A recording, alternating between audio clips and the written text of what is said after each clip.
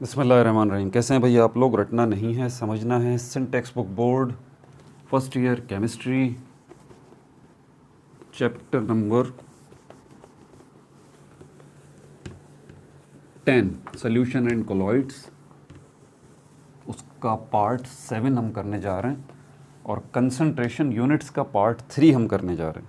Copy pencil ले लीजिए, lecture को नोट करना है और मुस्कुराते रहना है। कौन सा है ये? कंसंट्रेशन पार्ट 3 और ये फाइनल पार्ट है कंसंट्रेशन यूनिट्स पार्ट 3 और ओवरऑल चैप्टर का पार्ट 7। पिछली वीडियोस के अंदर मैंने आप लोगों को जो चीज़ सिखाने की कोशिश की ना, सबसे पहली वो वर्ड कंसंट्रेशन ही था। मेहरबानी करके इसको मत भूलिएगा कि जब भी आपसे कंसंट्रेशन की बात की जाए तो आपके जहन में ये मिसाल आ जानी चाहिए फ़ौरन कि ये एक बीकर है और इसके अंदर पानी है और पानी के अंदर आपने सोडियम क्लोराइड जो है वो नमक डिज़ोल्व कर रखा है। आपसे पूछा जा रहा है कि भाई और इससे बना क्या है? ये सॉल्यूशन बन गया है और ये सॉल्यूशन जो बना है कौन सा बना है? सॉल्ट सॉल्यूशन बना है। सॉल्ट सॉल्यूशन ये किससे बना है?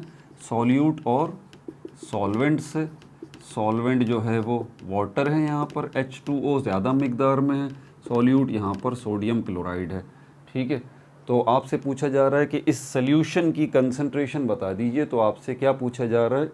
आप मिकदार बता दीजिए, आप क्वांटिटी बता दीजिए कि इस सॉल्यूशन के अंदर ये जो सॉल्यूट है इसकी मिकदार कितनी है, इसकी मिकदार कितनी है। कंसंट्रेशन का वर्ड जब भी आपके सामने आए, ये मिसाल आपके जहन में फ़ौरन आ जानी चाहिए। मैं क्या पूछा जा रहा है आपसे भाई कि इस जो है वो सॉल्यूशन की कंसंट्रेशन बता दीजिए, मतलब इस सॉल्यूशन के अंदर मौजूद सॉल्यूट की मिकदार बता दीजिए। अब ये मिकदार बताना आप चाहें तो चम्मचों में बता सकते हैं कि भाई 2 चम्मच जो है वो नमक इसके अंदर डिज़ोल्व किया। आप चाहें तो ग्रामों में बता दें 200 ग्राम नमक इसमें डिज़ोल्व किया गया है। आप चाहें तो मोल में बता दें कि 4 मोल जो है वो नमक के इसमें डिज़ोल्व किए गए हैं। आप चाहें तो पार्ट्स में बता दें, आप चाहें तो परसेंटेज में बता दें कि इस सॉल्यूशन के अंदर 30% जो है नमक जो है वो ऐड किया गया है। तो इन अ नटशेल में ये बात करूं दोबारा, जो बार बार मैं आपको बता रहा हूं कि आप इससे हटें ना, कि जब कंसंट्रेशन का वर्ड आए तो ये मिसाल और ये चीज़ आपके जहन में फ़ौरन क्लिक होनी चाहिए, वरना आप गुम हो जाएंगे कंसंट्रेशन वर्ड के अंदर। ठीक है भाई, तो अभी तक कंसंट्रेशन यूनिट्स के जो पार्ट 2 है इसके अंदर हमने किस चीज़ को डिस्कस किया था? बुक के मुताबिक चलते हैं तो हमने डिस्कस किया परसेंट कंपोजिशन को। पेज नंबर 202 पे देखें, परसेंट कंपोजिशन को हमने डिस्कस किया पार्ट 1 के अंदर। और 4 टाइप्स जो हैं परसेंट कंपोजिशन की, मास मास, मास वॉल्यूम, वॉल्यूम मास और वॉल्यूम वॉल्यूम, इसको हमने डिस्कस किया पार्ट 1 के अंदर। उसके बाद पार्ट 2 के अंदर हमने मोलैरिटी, मोलैलिटी और मोल फ्रैक्शन को डिस्कस किया। और अब ये पार्ट 3 जो है ये आ गया है कंसंट्रेशन यूनिट का। इसके अंदर पार्ट्स पर मिलियन, ये वाला हमारा टॉपिक है, पार्ट्स पर मिलियन। ठीक है, बिलियन इसको मिटा देता हूँ, आगे कंसंट्रेशन यूनिट पार्ट 3 जो लिखा हुआ है, एंड ट्रिलियन।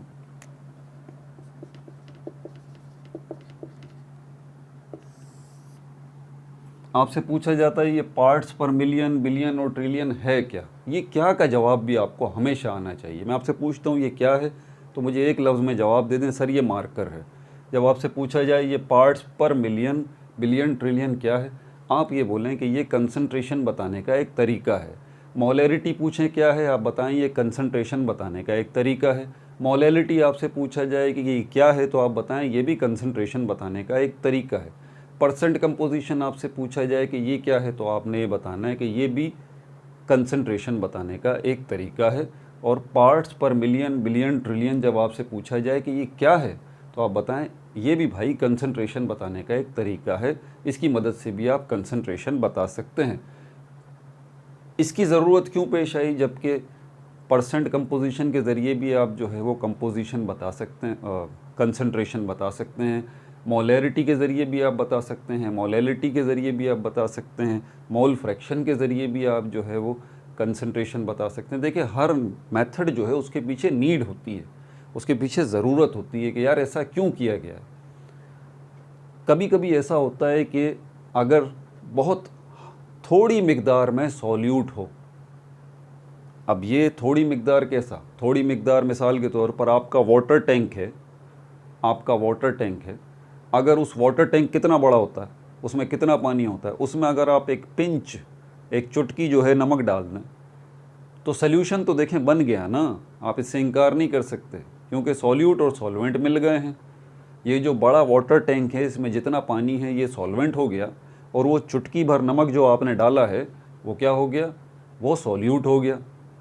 तो सॉल्वेंट और सॉल्यूट मिल गए तो सल्यूशन तो बन गया इस टैंक के अंदर। लेकिन आपको पता भी नहीं चलेगा, जब आप उस पानी को पिएंगे आपको जायका भी नहीं आएगा क्योंकि सॉल्यूट नमक की मिकदार जो है वो एक चुटकी है सिर्फ, बस, बल्कि चुटकी से भी कम, 2-3 दाने आपने डाल दिए, लेकिन सल्यूशन तो देखें बना है ना। तो यहाँ पर अब इसकी कंसंट्रेशन बताने के लिए percent composition, mole fraction, molarity, molality, ये जो है ये मेथड नहीं चलेंगे। फिर यहाँ आपको ज़रूरत पड़ेगी क्योंकि वजह क्या है इसकी, वजह इसकी ये है कि सॉल्यूट की कंसंट्रेशन, सॉल्यूट की मिकदार यहाँ पर बहुत ही कलील है, बहुत स्केर्स है, बहुत ही थोड़ी है, बहुत थोड़ी है। तो ऐसी सिचुएशन भी आ जाती है, ऐसे सल्यूशन भी मिलते हैं जहाँ पर सॉल्यूट की मिकदार बिल्कुल थोड़ी होती है, तो वहाँ पर फिर ज़रूरत होती है इस मेथड की, इस मेथड की। और ये मेथड आपको क्या बता रहा है, इस पर वर्ड को समझ लीजिए। पर का मतलब है 1, million, billion, trillion. Million 10 lakh, billion 1 crore, trillion 10 crore. अगर गलती हो जाए भाई तो कमेंट में क्लियर कर दीजिएगा। मेरी मालूमात के मुताबिक मिलियन का मतलब 10 लाख है, बिलियन का मतलब करोड़ है और ट्रिलियन का मतलब 10 करोड़ है। ठीक है, तो बहरहाल आपने करने क्या है, ये केक है, सालगिरह का केक, अच्छा तो नहीं है लेकिन ये केक है। 4 लोग यहाँ पर मौजूद हैं, आप क्या करेंगे, इसके 4 हिस्से कर लेंगे, 4 पार्ट कर लेंगे, 4 पार्ट कर लेंगे। मैं कहता हूँ नहीं इसके 4 पार्ट ना करें, आप इसके जो है वो 8 पार्ट कर लें। आप बोलेंगे सर 8 पार्ट भी हो जाएंगे, 1 2 3 4 8 हो गए। मैं कहता हूँ 8 ना करें, आप 16 पार्ट करें।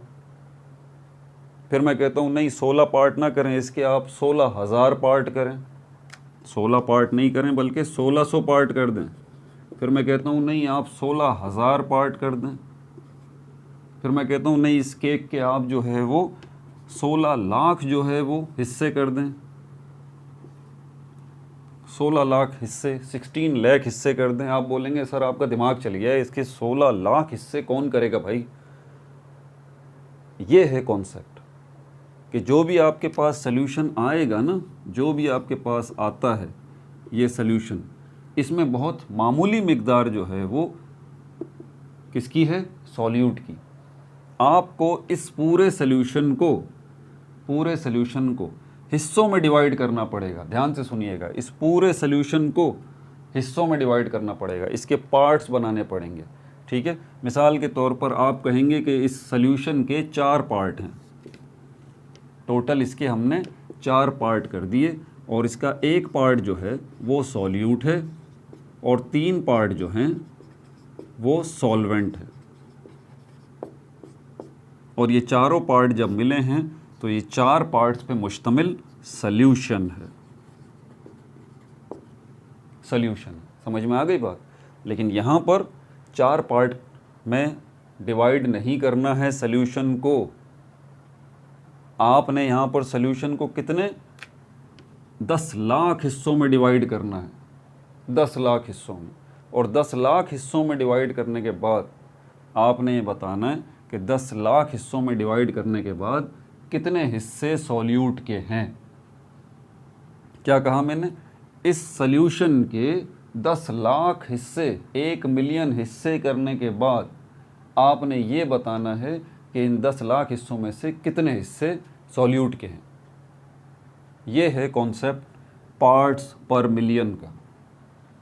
और कभी कभी ऐसी सिचुएशन भी आ जाती है कि जब आपको जो सोल्यूशन दिया जाता है उसमें और भी थोड़ी मिकदार होती है सॉल्यूट की, बहुत ही माइनर, तो वहाँ पर आप क्या करते हैं कि फिर आपको ज़रूरत पड़ती है कि नहीं यार 10 लाख हिस्से करने से, सोल्यूशन के 10 लाख हिस्से करने से मसला हल नहीं होगा।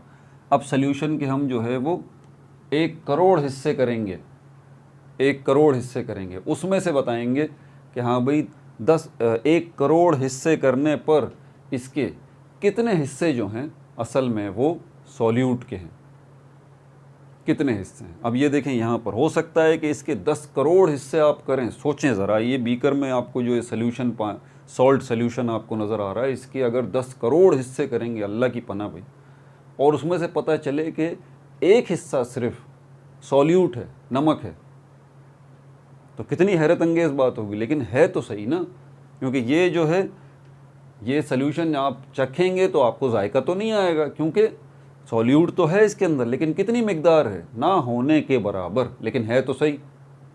तो इसके 1 करोड़ हिस्से करने पर आप बताएंगे कि भाई इसके 2 हिस्से सॉल्ट सोल्यूशन है। अब कहाँ 1 करोड़ हिस्सों में से सिर्फ 2 हिस्से। और कुछ केसेस ऐसे आ जाते हैं कि जब आपको जो है वो अपने सोल्यूशन को ट्रिलियन, ये ट्रिलियन मुझे गड़बड़ कर रहा है, या तो ये 1 अरब हिस्से हैं या ये 10 करोड़ हिस्से हैं। भाई कमेंट में इस्लाह कर दीजिएगा, मुझे अभी याद नहीं आ रहा। तो मैं ये सपोज करके चल रहा हूँ कि ये 10 करोड़ हिस्से हैं, इसी सोल्यूशन के 10 करोड़ हिस्से कर दीजिए, 10 करोड़,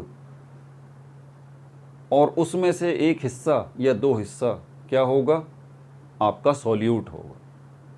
ये कॉन्सेप्ट है इसका सारा का सारा। तो बेसिकली ये 3 मेथड हैं, ठीक है।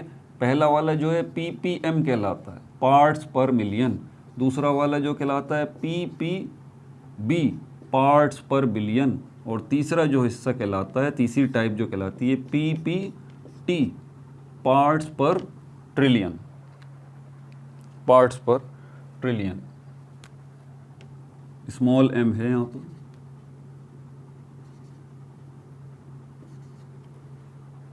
ठीक है भाई, तो ये हिस्से हैं। इनके फॉर्मूलाज क्या हैं, इनके फॉर्मूलाज पहले अपने पास नोट कर लीजिए।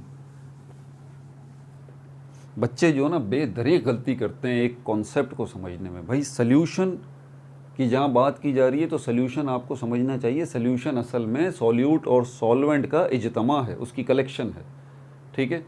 सॉल्वेंट जो है वो सोल्यूशन का वो हिस्सा है जो कि मेजर को बड़ा हिस्सा है, सॉल्यूट जो है सोल्यूशन का छोटा हिस्सा है। इसको ज़रा समझिए कि वो आपसे जो फार्मूला दे रहा है उसके अंदर बात किसकी कर रहा है, ठीक है। जैसे मोलैलिटी के अंदर बच्चे गलती करते हैं, मोलैरिटी और मोलैलिटी के अंदर फ़र्क ही ये है। मोलैरिटी के अंदर मोल्स ऑफ सॉल्यूट हैं और सोल्यूशन है क्यूबिक डेसीमीटर में या लीटर में।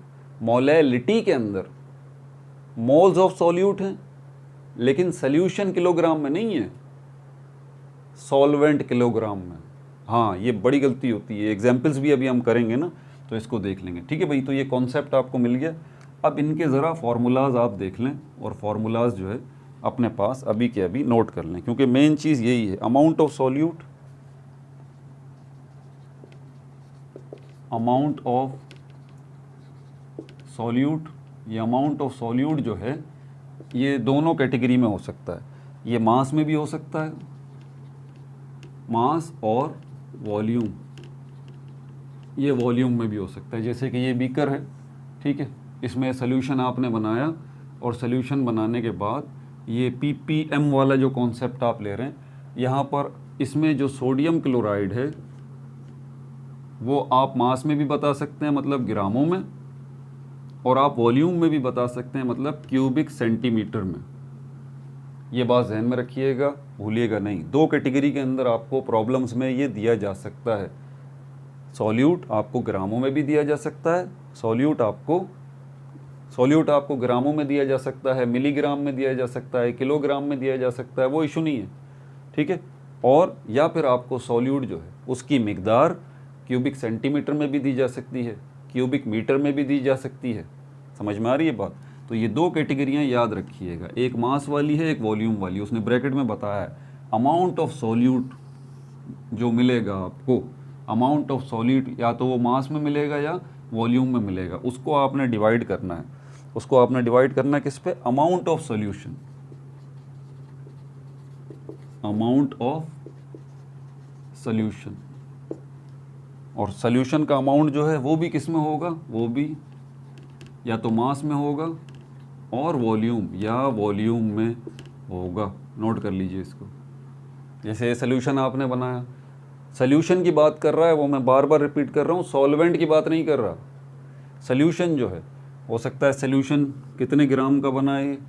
100 ग्राम का सॉल्यूशन हो सकता है 100 क्यूबिक सेंटीमीटर का सॉल्यूशन हो सकता है 100 किलोग्राम का सॉल्यूशन हो सकता है 100 क्यूबिक डेसीमीटर का सॉल्यूशन हो। ये जो इक्वलिटी है ना, ज़रा इसको भी आप साथ साथ नोट कर लें यार, ये ज़रूरी है। देखो ग्राम जो है ये क्यूबिक सेंटीमीटर के बराबर और किलोग्राम जो है ये क्यूबिक डेसीमीटर के बराबर, इसको भी नोट कर लें आप, ठीक है। और अगर लीटर की बात करते हैं, लीटर तो ml, मिलीलीटर, तो 1 मिलीलीटर 1 ग्राम 1 क्यूबिक सेंटीमीटर ये बराबर है। और यहाँ पर 1 ग्राम 1 लीटर, सॉरी 1 लीटर बराबर है 1 किलोग्राम के और बराबर है 1 क्यूबिक डेसीमीटर के। इसको नोट कर लें। मिसाल के तौर पर 1000 ग्राम है, ये बराबर है 1000 क्यूबिक सेंटीमीटर के और ये बराबर है 1000 मिलीलीटर के। थोड़ा सा इनमें फ़र्क है लेकिन इतना भी फ़र्क नहीं है, ठीक है। अच्छा, इसी तरह 1 लीटर जो है वो बराबर है 1 किलोग्राम के और ये बराबर है 1 क्यूबिक डेसीमीटर के। सारा गेम ही कन्वर्जन का है, नोट कर लें इसको। ये दोनों मैंने आपको आपके सामने इस तरह बता दिए, इनको भी अपने नोट्स में डालें। जो बच्चे नोट करने की हैबिट रखते हैं वो तो मेरी तरफ से मुबारकबाद कबूल करें पहले से ही कि वो तो कामयाब हैं। चाहे बच्चे इंडिया से हों, पाकिस्तान से हों, जी मेंस, एडवांस, MD केट, ई केट, कोई भी एंट्री टेस्ट में बैठेंगे वो कामयाब हैं अगर उनके अंदर एक हैबिट है नोट करने की, लेक्चर को नोट करने की, ठीक है भाई। अब ये दूसरा वाला देख लें, नंबर 2, ये है PPB। ये नेक्स्ट आपका आ रहा है यहाँ पर,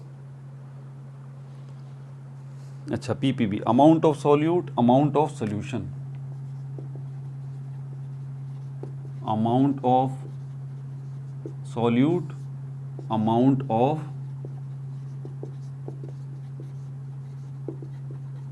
सॉल्यूशन। अब अमाउंट ऑफ सॉल्यूट, इसमें क्या फ़र्क होगा और इसमें क्या लेंगे, इसमें लिख रहा है आपको। अच्छा, यहाँ पर एक और चीज़ मैं लिखना भूल गया फॉर्मूले में, multiply by into 10⁻⁹ oh sorry 3, ठीक है। यहाँ पर भी वही सेम सिचुएशन होगी, मास और वॉल्यूम, यहाँ पर भी सेम सिचुएशन होगी, मास और वॉल्यूम। इसको मल्टीप्लाई करना होगा इंटू 10⁻⁶ से, ठीक है भाई। ये इसने बताया 9 से, सॉरी क्या हो गया यार,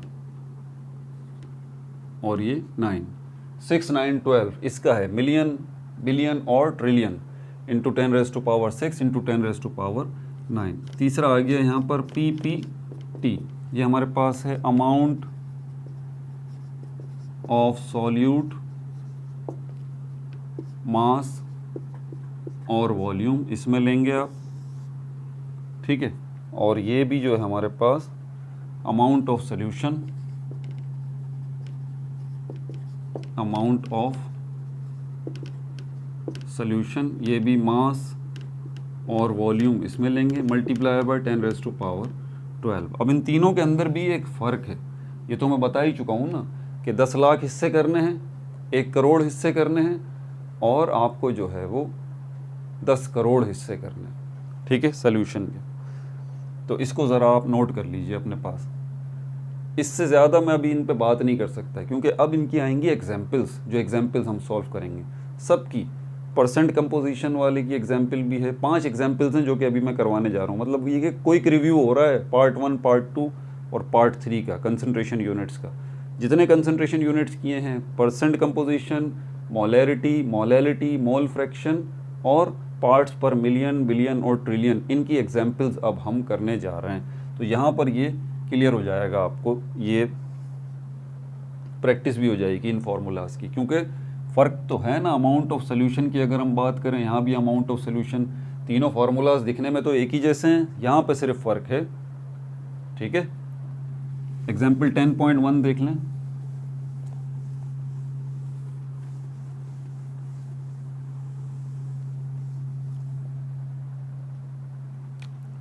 पेज नंबर खोल लीजिए, ये मैं ऑलरेडी सॉल्व कर चुका हूँ, पेज नंबर 204 पे है ये एग्जाम्पल 10.1। इसमें देखें आपसे बोल क्या रहा है, मैं इसको पढ़ के समझाता हूँ आपको ताकि आपको पढ़ के समझना है, समझ में आए। ये धीरे धीरे पढ़ा करें किसी भी एग्जाम्पल को, प्रॉब्लम को। वो बोल रहा है 6.24 ग्राम कॉस्टिक सोडा, मतलब इसने मास दे दिया। Number 1 mass of sodium hydroxide जो कि कॉस्टिक सोडा है, कितना बताया इसने 6.24 ग्राम। ठीक है भाई, इज डिज़ोल्व इन वाटर, इसको पानी में डिज़ोल्व किया जा रहा है। एंड द सोल्यूशन, अब सोल्यूशन बनेगा जो कि, ठीक है, and the solution is made to 100 cubic centimetre in a volumetric flask. इसने आपको वॉल्यूम ऑफ सोल्यूशन दे दिया, वॉल्यूम ऑफ सोल्यूशन इसने आपको दे दिया, कितना दिया है 100 cubic centimetre, 100 cubic centimetre. Define the concentration of this solution in term of molarity, molarity बताइए, मोलैरिटी। याद रखिए मोलैरिटी को कैपिटल M से रिप्रेजेंट करते हैं हम। ठीक है, सोल्यूशन की तरफ चलें तो मोलैरिटी का फॉर्मूला हमारे पास क्या है, आपको मोल्स चाहिए, मोल्स ऑफ सॉल्यूट ये चाहिए आपको, और इनको आपने डिवाइड करना है किसके ऊपर, solution, solution in cubic decimetre, या तो सोल्यूशन क्यूबिक डेसीमीटर में हो या फिर किसके अंदर हो, लीटर के अंदर हो। किलोग्राम की बात नहीं होगी यहाँ पर, आपका सोल्यूशन जो है वो क्यूबिक डेसीमीटर में हो या फिर लीटर में होना चाहिए, ये है फॉर्मूला। तो मोल्स ऑफ सॉल्यूट, क्या सॉल्यूट के मोल्स हैं आपके पास, नहीं सॉल्यूट के मोल्स नहीं है, सॉल्यूट के तो उसने आपको क्या दिया है, मास दिया है। ठीक है, तो और क्या सोल्यूशन जो है आपके पास क्यूबिक डेसीमीटर या लीटर में है, नहीं, वॉल्यूम ऑफ सोल्यूशन वो भी क्यूबिक सेंटीमीटर में। अब इनको आप साइड में करके अलग से कन्वर्ट कर लें पहले, फर्स्ट फाइंड। ठीक है, यहाँ पर कि आपको जो है वो ये मोल्स चाहिए, तो मोल्स के लिए आपको मास चाहिए 6.24 ग्राम, और नीचे क्या आएगा, डिवाइडेड बाय वही जो केमिस्ट्री की दुनिया का सबसे पहला फार्मूला है, number of moles find out करने वाला, ये वही फार्मूला है। और नीचे क्या आएगा, मोलर मास। सोडियम जो है इसका एटॉमिक मास 23 है, ऑक्सीजन का 16 है और हाइड्रोजन का 1 है, तो ये बन गया 40, ये बन गया 40। तो 6.24 को जब आप 40 पे डिवाइड करेंगे तो इसका जवाब जो है वो आएगा 0.156, 0.156 मोल्स। ठीक है भाई, मोल्स आपके पास आ गए। ठीक है, अब क्या करना है, आपको सोल्यूशन चाहिए क्यूबिक डेसीमीटर में या लीटर में। अब ये बात आपको पता होनी चाहिए कि 1 किलोग्राम जिस तरह से 1000 ग्राम के बराबर होता है, इसी तरह 1 क्यूबिक डेसीमीटर जो है वो 1000 क्यूबिक सेंटीमीटर के बराबर होता है। ये बेसिक्स ऑफ मैथमेटिक्स के अंदर मैंने तफसील से बताई है, वो प्लेलिस्ट चेक करें। आपकी मैथमेटिक्स अच्छी नहीं है, कन्वर्जन्स के इशू हैं, प्रॉब्लम सॉल्व करने में प्रॉब्लम होती है, तो आप वो पूरी 15-16 वीडियोज़ हैं, इसमें बेसिक्स मैंने मैथमेटिक्स की सारी सिखाई हैं ताकि आपको ये आ जाए अच्छे से प्रॉब्लम सॉल्व करना। प्लेलिस्ट पड़ी है उसकी। ठीक है, तो यहाँ पर ये कन्वर्जन अगर करना है आपको तो फिर क्यूबिक डेसीमीटर है, इसको आपको जो है वो कितना है 100 क्यूबिक सेंटीमीटर, 100 क्यूबिक सेंटीमीटर, इसको डिवाइड करेंगे 1000 से, तो इसका जवाब क्या आ जाएगा हमारे पास 0.1 क्यूबिक डेसीमीटर, 0.1 क्यूबिक डेसीमीटर। तो ये आपके पास ये भी आ गया 0.1 क्यूबिक डेसीमीटर। तो ये मोलैरिटी के लिए मोल्स ऑफ सॉल्यूट, मोल्स चाहिए कितने हैं 0.156 मोल्स ये आ गए, और क्यूबिक डेसीमीटर में आपके पास सोल्यूशन भी आ गया 0.1, इसको डिवाइड करेंगे आप तो आपके पास जवाब आएगा 1.56 मोल पर क्यूबिक डेसीमीटर, ये आ गया आपका जवाब। ठीक है भाई, एग्जाम्पल जो है वो, और आपकी बुक में भी यही जवाब आ रहा है। एग्जाम्पल 10.2 करते हैं।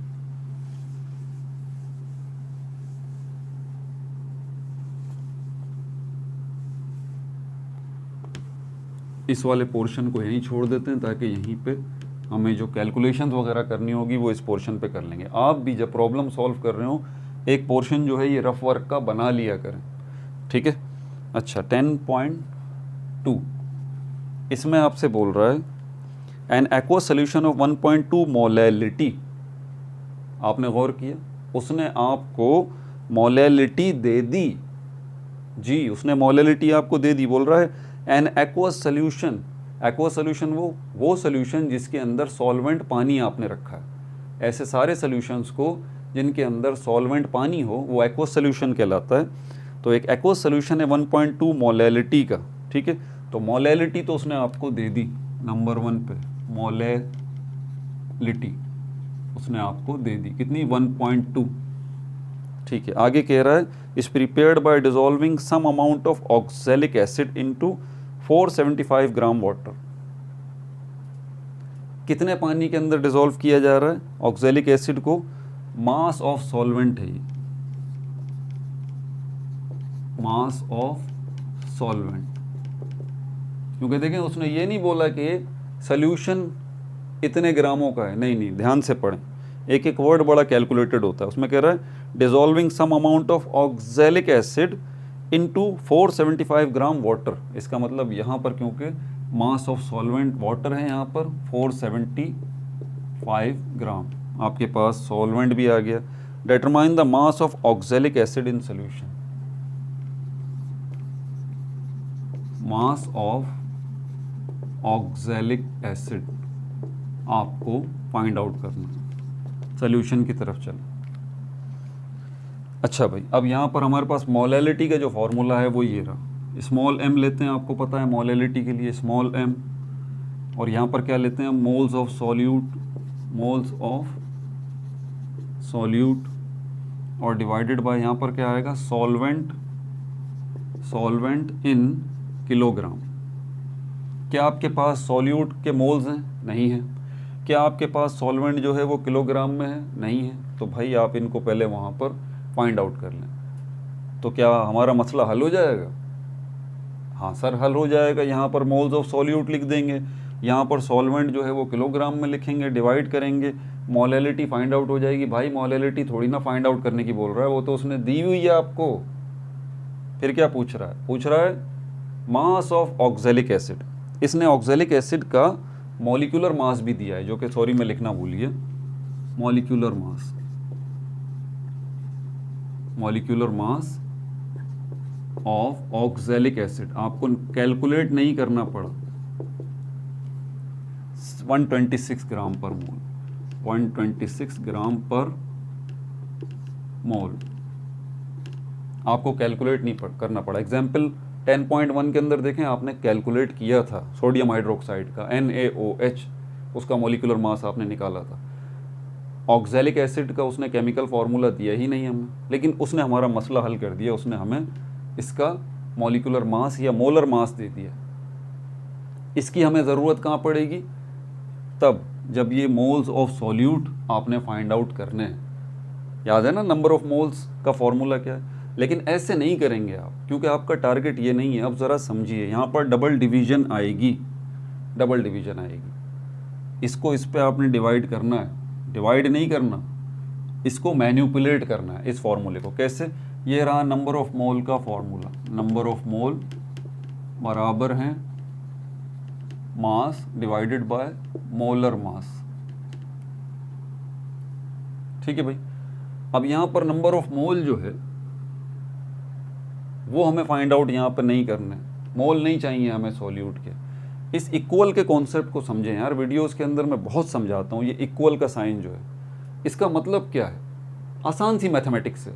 इसका मतलब ये है कि जहाँ नंबर ऑफ मोल लिखे हुए हैं वहाँ पर आप मास अपॉन मोलर मास लिख सकते हैं, और जहाँ पर मास अपॉन मोलर मास लिखा हुआ है उसकी जगह पर आप नंबर ऑफ मोल लिख सकते हैं। इस इक्वल के साइन को मत भूलें। तो यहाँ पर नंबर ऑफ मोल ये लिखा हुआ मोल्स ऑफ सॉल्यूट, तो इसकी जगह पर हम लिख सकते हैं मास of solute divided by molar mass. ये देखें, अब इसमें डिवाइड डबल डिवीजन अब आएगी, क्योंकि इस पोर्शन को हमने लेना है ना, ये ऑलरेडी डिवाइड की पोजीशन में है, डबल डिवीजन आ जाएगी। मास of solute divided by molar mass. ठीक है भाई, डबल डिवीजन आएगी। अब क्या है, सॉल्वेंट इन किलोग्राम। आपके पास सॉल्वेंट किस में है, मास ऑफ सॉल्वेंट 475 ग्राम, ग्राम में है। तो ग्राम से किलोग्राम में जाना है तो फिर क्या करेंगे, आप ग्राम को डिवाइड करेंगे 1000 पे, 1000 पे, तो क्या आ जाएगा आपके पास, किलोग्राम आ जाएगा। ये छोटा सा फॉर्मूला है कन्वर्जन का। तो यहाँ पर अगर मुझे किलोग्राम ये फॉर्मूला बोल रहा है, सॉल्वेंट इन किलोग्राम, तो किलोग्राम की जगह पर मैं इसको लिख सकता हूँ। तो इसको मैं लिख लूँगा gram divided by 1000, double division आ गई, ये आ गया मोलैलिटी का m। ठीक है भाई, ये फॉर्मूला बन गया। अब ये पहले भी बता चुका हूँ मैं, इसको वैल्यूज़ पुट करने से पहले इसको मैनिपुलेट करें। ये जो पोर्शन है, ध्यान से देखिएगा, इसको मैं यहाँ लेके आऊँगा इस जगह पे, इसके बराबर में, और जब मैं इसको ऐसे लेके आऊँगा तो रिवर्स सिस्टम हो जाएगा। ये 1000 ग्राम की जगह ले लेगा और ग्राम जो है वो 1000 की जगह पे आ जाएगा। कैसे, अभी ये देखें, और मल्टीप्लाई का साइन भी आ जाएगा। ये मल्टीप्लाई का साइन, ये डिवाइड, और ये 1000 ऊपर आ गया और ग्राम नीचे आ गया। अब ये डिवाइड का जो साइन है वो कौन सा है, क्या ये वाला है, नहीं नहीं, ये वाला डिवाइड का साइन अब ख़त्म हो जाएगा। अब ये mass of solute, mass of solute और मोलर मास, ये इसी तरह नीचे आ जाएगा। ये जो डिवाइड का साइन है ये मास ऑफ सॉल्यूट और मोलर मास का है, इसमें कोई चेंजेस नहीं होगी। ये हो गया मोलर मास और ये mass of solute is equal to ये। अब ये आपका फॉर्मूला तैयार हो गया, अब हो गया ये तैयार।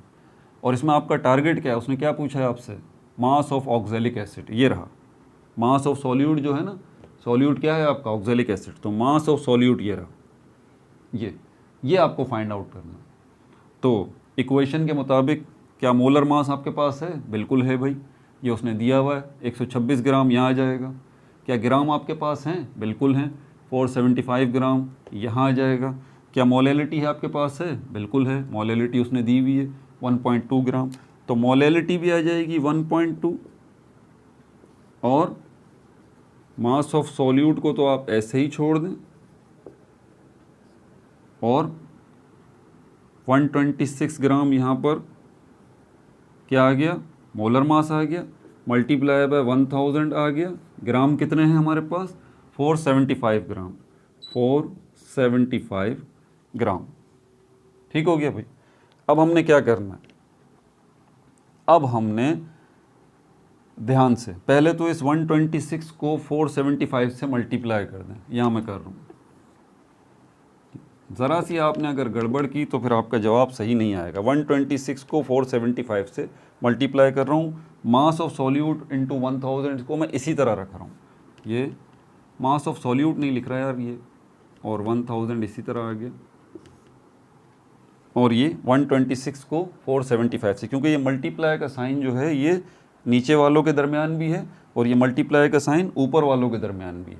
ठीक है, तो ये 126 को अगर मैं 475 से मल्टीप्लाई करूँगा तो इसका जवाब क्या आएगा, 59850, 59850, 59850।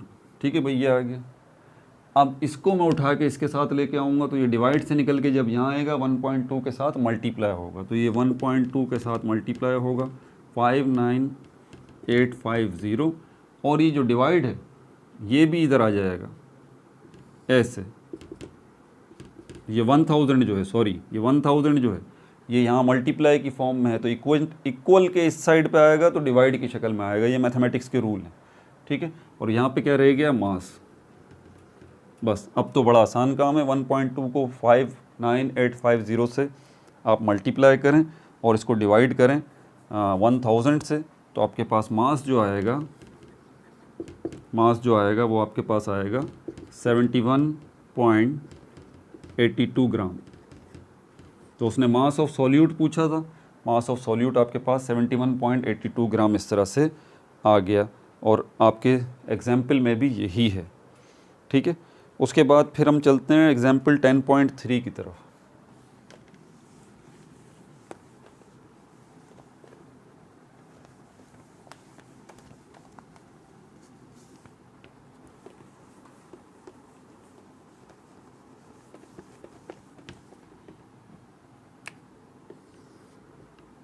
एग्जाम्पल 10.3 एग्जाम्पल 10.3 में आपसे कह रहा है 45 gram glucose dissolve in 72 gram water to make a solution. 45 gram जो है वो ग्लूकोज है। थोड़ा थोड़ा सा पढ़ें और डेटा बनाते रहें। मास ऑफ ग्लूकोज जो कि एग्जैक्टली क्या है हमारे पास, सॉल्यूट है, ये 45 ग्राम है, 45 ग्राम, ठीक है भाई। उसके बाद इसने dissolve in 72 gram water to make a solution. Mass of water जो कि एग्जैक्टली क्या है हमारे पास, सॉल्वेंट है, ठीक है। कितना है, 72 ग्राम जो है वो 72 ग्राम जो है वो वाटर है, ठीक है। Calculate the mole fraction of glucose and water in the solution. Mole fraction जो है वो आपको चाहिए। मोल फ्रैक्शन किसका, मोल फ्रैक्शन बोल रहा है calculate the mole fraction of glucose and water. Mole fraction of glucose ये भी बताना है आपको, जो कि सॉल्यूट है, इसको हम XG कर देते हैं, ठीक है। और मोल फ्रैक्शन ऑफ वाटर जो कि सॉल्वेंट है यहाँ पर, इसको हम XW कर देते हैं, ये बताना है आपको, ठीक है भाई। तो मोल फ्रैक्शन का फॉर्मूला जो है हमारे पास क्या है, मोल फ्रैक्शन कैपिटल X जो है ये किसके बराबर है, 3 फार्मूलाज हैं यहाँ पे, 3 से ज़्यादा भी हो सकते हैं, 30 फार्मूलाज भी हो सकते हैं। पहले तो इसको ले लेते हैं ना कि ये अगर हमें ये ग्लूकोज G से मैंने ये G बना दिया और W से मैंने ये W कर दिया। आप चाहें तो यहाँ 1 कर दें, यहाँ 2 कर दें, चाहें तो यहाँ A कर दें, यहाँ B कर दें, कतन कोई फ़र्क नहीं पड़ता इससे, ठीक है। तो यहाँ पर मैं XG अगर करता हूँ तो इसके लिए मुझे क्या चाहिए, मोल्स ऑफ ग्लूकोज, ठीक है, divided by total moles of solution, total moles of solution. तो मेरे पास ये मसला हल हो जाएगा, किसका, मोल फ्रैक्शन ऑफ ग्लूकोज का। तो मोल्स ऑफ ग्लूकोज मेरे पास है ही नहीं, ठीक है। तो नंबर ऑफ मोल वाला फार्मूला लगाइए, नंबर ऑफ मोल, आपके पास मोल आ जाएंगे, यहाँ मास आ गया डिवाइडेड बाय मोलर मास, ठीक है। मास कितना दिया हुआ है ग्लूकोज का, 45। ग्लूकोज का जो केमिकल फार्मूला है वो है C6H12O6। अगर आप इसका मॉलिक्यूलर मास निकालेंगे तो 180 निकलेगा, तो डिवाइडेड बाय 180, ठीक है भाई, डिवाइडेड बाय 180। तो आपके पास जो है मोल बनेंगे इसके 0.0588 0.0588 मोल्स। तो ये मोल्स ऑफ ग्लूकोज आपके पास आ गए, ठीक है। अच्छा, अब ये टोटल मोल्स ऑफ सोल्यूशन, आसान सी बात है यार। देखें, इनमें से एक सॉल्यूट है, एक सॉल्वेंट है, तो आप दोनों के मोल निकाल के इनको जमा कर दें तो टोटल मोल्स ऑफ सोल्यूशन आपके पास आ जाएंगे। तो आप ऐसा करें, नंबर ऑफ मोल आप इसके वाटर के भी निकाल लें जो कि सॉल्वेंट है यहाँ पे, ठीक है। तो मोल्स अगर हम निकालें, मोल्स H2O, इसके लिए मास चाहिए, मास कितना है 72 ग्राम, इसको 18 पे डिवाइड कर देंगे। H2O आपको पता है इसका 18 मॉलिक्यूलर मास निकलेगा, तो इसका 18 मॉलिक्यूलर मास जो है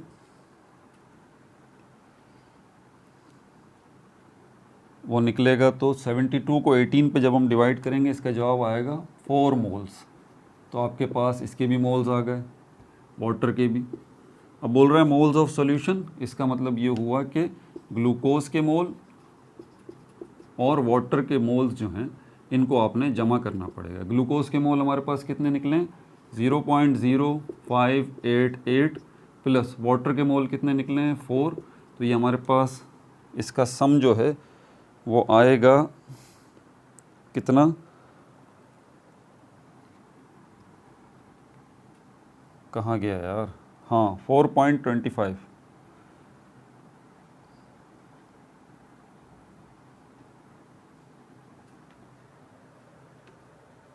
72 4 मोल्स और number of mole of glucose 0.25। एक मिनट, हाँ कहाँ गड़बड़ हो गई, हाँ टोटल मोल्स हमारे पास 45। अरे यार एक मिनट एक मिनट एक मिनट, वही तो मैं कह रहा हूँ कि गड़बड़ कहाँ हो रही है। 45 को 180 पे डिवाइड करेंगे तो 0.25 इसका जवाब आएगा भाई। सॉरी सॉरी सॉरी, मैंने मोल फ्रैक्शन निकाल दिया। 0.25, 0.25 मोल्स ये आ गया। तो यहाँ पर मोल्स जो हमारे पास ग्लूकोज क्या हैं 0.25, और ये हो जाएगा 4.25 मोल्स टोटल आ गए।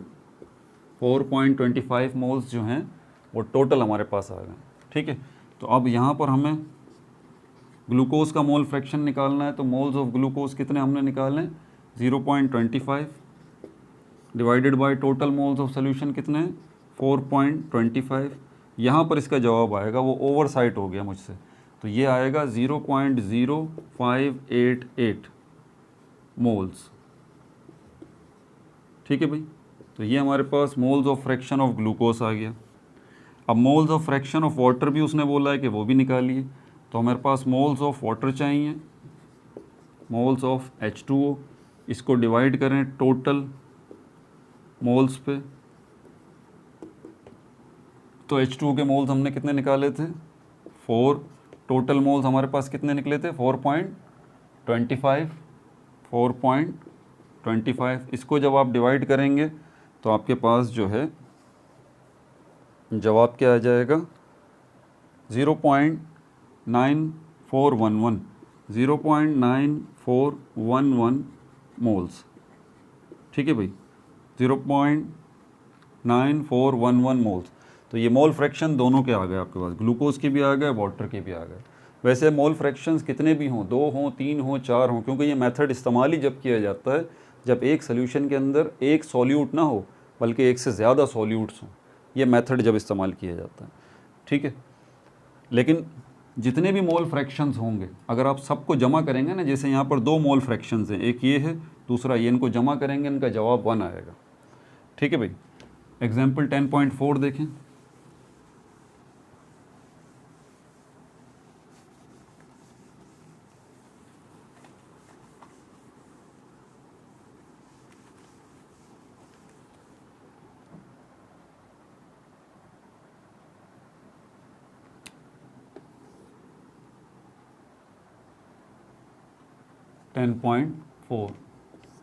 इसमें आपसे बोल रहा है कैलकुलेट द मोलैलिटी, मोलैलिटी आपसे कैलकुलेट करने की बोल रहा है। ठीक है, और आगे आपको बता रहा है 12% यूरिया सोल्यूशन, फिर मोलर मास ऑफ यूरिया भी उसने आपको दिया हुआ है। 12% यूरिया सोल्यूशन, ये इसने आपको इन्फॉर्मेशन दी हुई है, इसको डिकोड करेंगे ये 12% यूरिया सोल्यूशन का मतलब क्या है। ठीक है, और उसने मोलर मास आपको यूरिया का दिया हुआ है, मोलर मास ऑफ यूरिया कितना दिया हुआ है, molar mass of urea 60 gram. तो सोल्यूशन की तरफ चलते हैं। मोलैलिटी का फॉर्मूला स्मॉल m, फिर moles of solute divided by, फिर क्या है हमारे पास moles of solute, solvent in kilogram. Solvent आपको किलोग्राम में चाहिए तो मोलैलिटी आपको पता चल जाएगी। अब ये कैसे निकालेंगे मोल्स ऑफ सॉल्यूट, ये रहा भाई, पहले इससे यहाँ चलें, इसको ज़रा डिकोड करें। ये 12% यहाँ पे करेंगे, रफ वर्क तो सारा हम यहीं पे करेंगे ना। 12% यूरिया सोल्यूशन का मतलब क्या है, अगर आपको ये परसेंट कंपोजिशन वाला है, याद है आपको ये था हमारे पास मास परसेंटेज वाला, ये वो था। और इसका फॉर्मूला जो मैंने बताया था अगर आपको याद हो तो इसमें कहा था कि मास परसेंटेज अगर आपको निकालनी है, जो कि ये दी हुई है, ये मास परसेंटेज है 12%, तो फिर इसको अगर आपको निकालनी है तो फिर इसके लिए आपके पास जो है वो फॉर्मूला ये होना चाहिए कि 100 ग्राम आपका सोल्यूशन होगा और ये मास आ जाएगा आपके पास, मास ऑफ सॉल्यूट आ जाएगा मल्टीप्लाई बाय 100। इससे आप 100 से मल्टीप्लाई करेंगे, ये फॉर्मूला है इसका। ठीक है, अब यहाँ पर मास परसेंटेज तो 12 आपको दी हुई है। मास ऑफ सॉल्यूट जो है वो कितना दिया हुआ है आपको, वो आपको ये 12 ग्राम ही है। जब वो बोल रहा है 12%, तो इसका मतलब 12 ग्राम आउट ऑफ 100 मल्टीप्लाई बाय 100। ठीक है, तो इससे जब आप इसको यहाँ पर आपको पता क्या चला, इससे मेन चीज़ है कि इससे आपको पता क्या चला, इन्फॉर्मेशन आपको क्या मिली। ये 12%, तो ये परसेंटेज हो गई जो उसने गिवन दी हुई। इसका ये मतलब है, ये जो है आपके पास ये सॉल्यूट है, सॉल्यूट का मास है। ये जो है आपके पास सॉल्यूशन है। और यहाँ आपका जो फॉर्मूला बोल रहा है ना, वो बोल रहा है कि आप सॉल्यूट के मोल्स ले आइए और सॉल्वेंट को किलोग्राम में ले आइए। तो यहाँ पर सॉल्यूट जो है ये रहा हमारे पास 12 ग्राम। ठीक है, इसके हमें क्या चाहिए, मोल्स चाहिए सॉल्यूट के। तो ये मास आ गया सॉल्यूट का, यहाँ पर मोलर मास आ जाएगा 60। तो 12 को 60 पे जब आप डिवाइड करेंगे तो आपके पास जो है इसका जवाब आ जाएगा क्या, 12 को 60 पे जब आप डिवाइड करेंगे तो ये मोल्स बनेंगे 0.2 मोल्स, 0.2 मोल्स ये बनेंगे। तो मोल्स तो आपके पास आ गए, ये 0.2 मोल्स, मोल्स आ गए। Divided by solvent in kilogram, तो सॉल्वेंट आपका इसके मुताबिक 12% के मुताबिक 100 ग्राम है। 100 ग्राम को जब आप किलोग्राम में कन्वर्ट करेंगे तो क्या करेंगे, 100 को डिवाइड करेंगे 1000 से, ये 0.1 किलोग्राम निकलेगा। 0.1 किलोग्राम जो है वो आपका बनेगा। लेकिन यहाँ पर आपको ज़रा एक एहतियात करनी है कि ये 100 ग्राम उसने सल्यूशन का मास दिया है आपको। ये बात याद रखिए कि सल्यूशन जो है वो किससे मिलके बनता है, सॉल्यूट प्लस सॉल्वेंट से। तो अगर सॉल्यूट का मास जो है वो 12 ग्राम है और सल्यूशन जो है वो आपका, सल्यूशन आपका कितने ग्राम का है, 100 ग्राम का है। बात समझ आ रही है, सल्यूशन आपका 100 ग्राम का है जिसमें 12 ग्राम जो है वो सॉल्यूट है। तो आपका सॉल्वेंट जो है वो एग्जैक्टली 88 ग्राम का होगा। 100 ग्राम का आपका सॉल्यूशन है, इसमें 12 ग्राम आपका सॉल्यूट है और 88 ग्राम जो है वो आपका क्या होगा, 88 ग्राम आपका सॉल्वेंट होगा। अब इसी 88 ग्राम को आपने, या मुझसे मिस्टेक हो गई, ये जो मैंने 100 को 1000 पे डिवाइड किया ना, इसको मिटा देते हैं। 100 को 1000 पे डिवाइड नहीं करेंगे, ये वाले ग्राम चाहिए आपको, ये वाले ग्राम चाहिए, क्योंकि यहाँ पर चाहिए सॉल्वेंट इन किलोग्राम। तो सॉल्वेंट इन ग्राम तो पहले फाइंड आउट करें। तो सॉल्वेंट इन ग्राम इस तरह से पता चलेगा कि 100 ग्राम सोल्यूशन में से 12 ग्राम सॉल्यूट का मास है और 88 ग्राम सॉल्वेंट का मास है। तो इस 88 को आपने 1000 पे डिवाइड करना है, तो इसका जवाब आएगा 0.088 किलोग्राम, 0.088 किलोग्राम। अब यहाँ पर इसी को लेंगे 0.088 किलोग्राम, 0.088 किलोग्राम। इसको इसके ऊपर आप डिवाइड करेंगे 0.2 को 0.088 किलोग्राम पे, तो आपका जवाब आएगा 2.72। ये आपके पास आ गई मोलैलिटी। ठीक है भाई, एग्जाम्पल, आखिरी एग्जाम्पल जो है वो 10.5 ये कर लेते हैं अभी।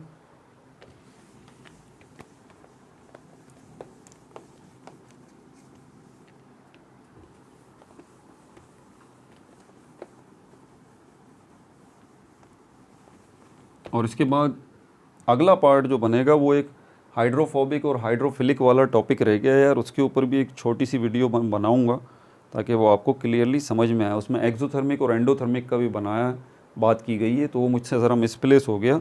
वो मुझे पहले बना देना चाहिए था पार्ट, लेकिन वो बनाया नहीं मैंने। हाइड्रोफोबिक हाइड्रोफिलिक मॉलिक्यूल्स वाला वो अगला पार्ट बनाऊँगा। उसके बाद फिर ये हम राउल्ट्स लॉ जो है फिर ये करेंगे। ठीक है, तो अब ये चलते हैं 10.5 पे। 10.5 एग्जाम्पल जो है इसके अंदर बोल रहा है यहाँ पर कि ये in the analysis of water sample it was reported that 1 gram of water contains 6.34 × 10⁻³ -3 milligram magnesium ions. ठीक है भाई, मास ऑफ वाटर